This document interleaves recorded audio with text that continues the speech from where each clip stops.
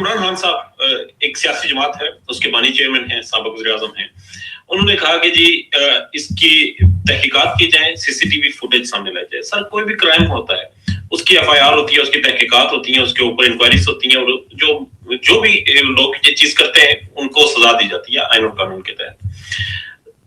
سر یہ جو حکومت میں بیٹھے ہوئے لوگ ہیں، جو اداروں میں بیٹھے ہوئے ہیں، جو نظام کو چلا رہے ہیں، ان کے دوست ہیں، یہ انہیں مشورہ نہیں دے رہے کہ یہ کیسے بلنڈر کر سکتے ہیں کہ سی سی ٹی وی فوٹیج غائب کر دیتے ہیں اور پھر دوسرے کے اوپر الزام لگا دیں کہ 9 مئی تم نے کیا ہے.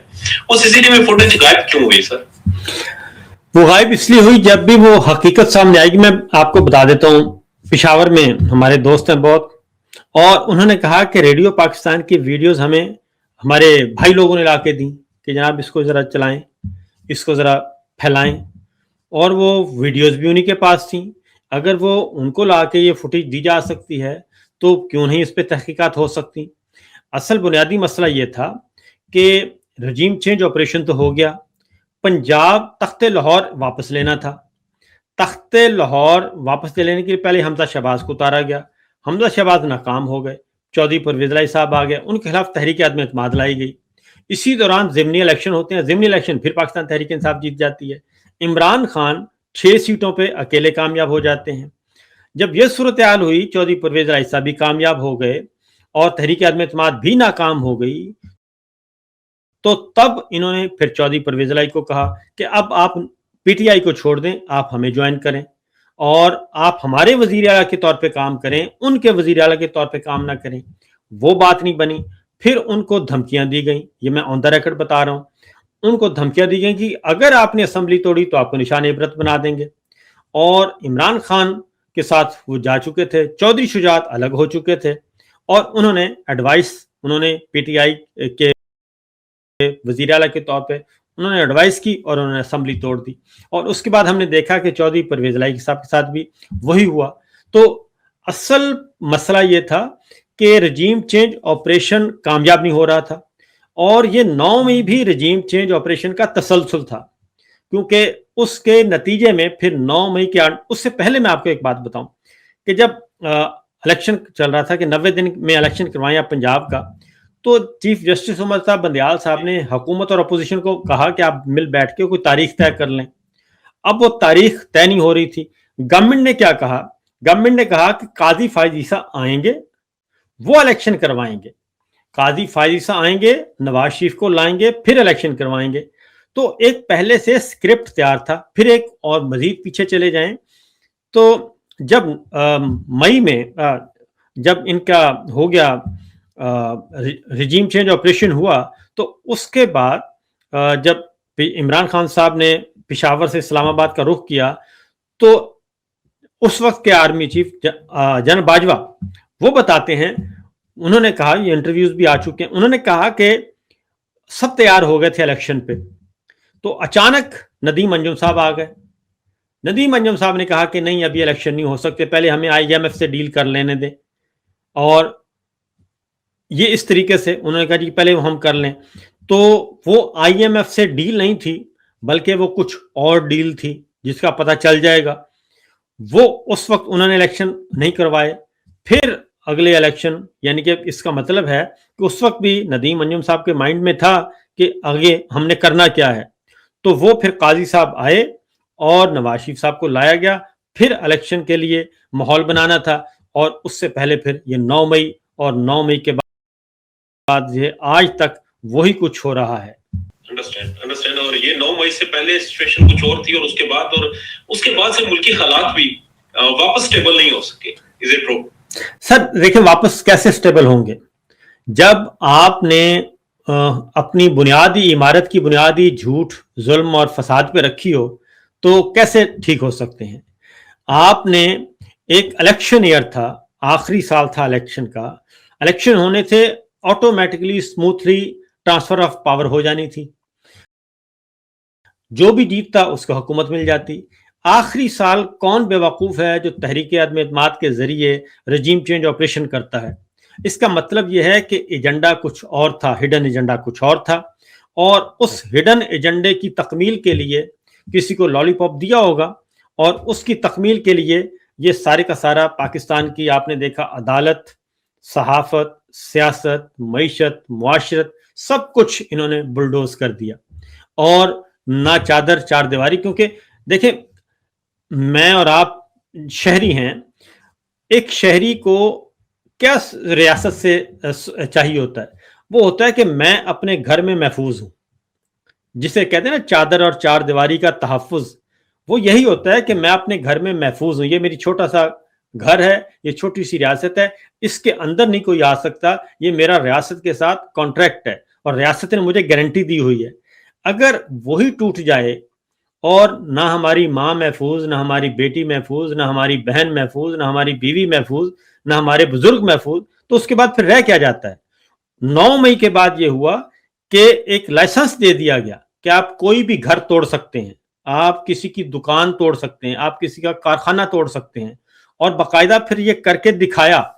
तो ये सारी की सारी चीज जो है इनसिक्योरिटी, क्यों 100 अरब डॉलर जो है वो बाहर गया है, क्यों कारोबारी लोग जिनके जो कारोबार करना चाहते हैं वो क्यों पाकिस्तान से भागे हैं, वो प्रोफेशनल्स क्यों पाकिस्तान से भागे हैं? वो इसलिए भागे हैं कि उन्होंने कहा कि अब ये पाकिस्तान का इन्होंने कल्चर ही तब्दील कर दिया है। हम यहाँ पे इज्जत की खातिर, एक कारखानादार है, वो 10 करोड़ 20 करोड़ 50 करोड़ लगाता है, वो अपनी इज्जत के लिए लगाता है ना। जब आपने उसकी इज्जत ही बर्बाद कर दी और उन्होंने कहा कि जी आप होते कौन है, आप तो हमारे नौकर हैं, बल्कि नौकरों से भी बदतर हैं। तो जब ये सिलसिला शुरू हुआ तो 100 अरब डॉलर, जो मोहसिन नकवी साहब कहते हैं कि मुझे पता है कि फलां जगह से जाते हैं और फलां जगह से जाते हैं, और अबसार आलम साहब भी बताते हैं, तो वो इसलिए जाते हैं, इसलिए पढ़े लिखे लोग जो है वो वहां से निकले। और मैं ज़ाती तौर पे जानता हूं, क्योंकि अक्सर मिलते हैं जो यूरोप का रुख कर रहे हैं, मिडल ईस्ट का भी नहीं रुख करते, क्योंकि मिडल ईस्ट में वो कहते हैं कि ये पहुंच जाएंगे, लिहाजा हम यूरोप का रुख करते हैं। अब सारे लोग निकल रहे हैं। सर, सारे लोग निकल रहे हैं, सरमाकारी निकल रही है, मगर हुकूमत कह रही है जी सरमाकारी आ रही है। और एक खबर लीक हुई कि वो जो ट्विन टावर था, grand Hyatt hotel scandal, constitution 1 building, sir वो जैरेड कुशनर को दी जा रही है। Is it true? ये हुकूमती तर्जुमान ही बता रहे हैं, क्योंकि ये अब हुकूमत, या तो हुकूमत के जो लोग हैं जो हुकूमत से जुड़े हुए हैं वो बता रहे हैं, या एस्टेब्लिशमेंट से जुड़े हुए लोग बता रहे हैं। अब कौन किसके खिलाफ प्रोपेगेट कर रहा है, कौन किसके पोल खोल रहा है, ये आपस में ये फैसला कर लें रावलपिंडी वाले और जाती उमरा वाले कि कौन किसके पीछे लगा हुआ है। क्योंकि जब 11 अरब रुपए के जहाज की खरीदारी का मामला आया तो उस वक्त हमने देखा कि 11 अरब रुपए की जहाज की जब खबर आगे बढ़ती है तो फिर उन्होंने कहा जी कि ये एक जहाज थोड़ी है, ये आप इस जहाज की क्यों नहीं खबर दे रहे, ये नहीं, ये दूसरा जहाज भी खरीदा गया है। तो इस तरीके से आपस में आ गए। फिर ये 1 कॉन्स्टिट्यूशन एवेन्यू पे भी आपने देखा कि ये रावलपिंडी और जाती उमरा की जो प्रॉक्सीज हैं वो आमने सामने आ गई हैं। वो प्रॉक्सीज के जरिए अब एक दूसरे को गंदा कर रहे हैं। उसकी वजह यह है कि आप डिमांड्स नहीं पूरी कर सकते किसी भी सूरत में आले शरीफ की, क्योंकि आले शरीफ आपको नौकर समझते हैं, अपना जाती नौकर, बिल्कुल उसी तरीके से जैसे इत्तेफाक फाउंड्री का होता है। आप आर्मी चीफ हैं, आप चीफ जस्टिस हैं, आप एंकर पर्सन हैं, आप सेक्रेटरी हैं, आप कुछ भी हैं, वो कहते हैं आप हमारे नौकर हैं। तो इनको अगर नौकरी, ये कब तक, आखिर कभी ना कभी तो इंसान का ज़मीर और थोड़ी बहुत जागती है, तो इसलिए कभी कभी इनको गुस्सा भी आता होगा, लेकिन हकीकत में उन दोनों एक दूसरे को अब गंदा कर रहे हैं और दोनों एक दूसरे के काने हैं और दोनों एक दूसरे के खिलाफ कुछ भी नहीं कर सकते।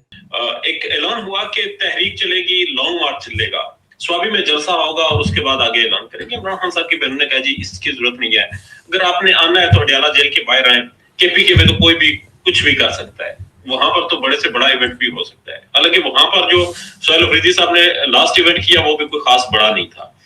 बहनों के शदीद तरीन तवज़ात हैं, पार्टी क़यादत के हवाले से भी, केपीके गवर्नमेंट के हवाले से भी, और ओवरऑल जो क़यादत है, जो कहीं ना कहीं ओहदे उन्होंने रखे हुए हैं उनके हवाले से।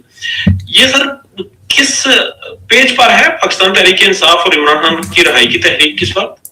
देखिए, पाकिस्तान तहरीक इंसाफ के जो मुख्तलिफ अंदर सोच के लोग हैं, एक वो हैं जो कि मुकम्मल तौर पे कंप्रोमाइज्ड हैं और वो एस्टेब्लिशमेंट के साथ जुड़े हुए हैं और वो वही कुछ करते हैं जो एस्टेब्लिशमेंट उनको कहती है।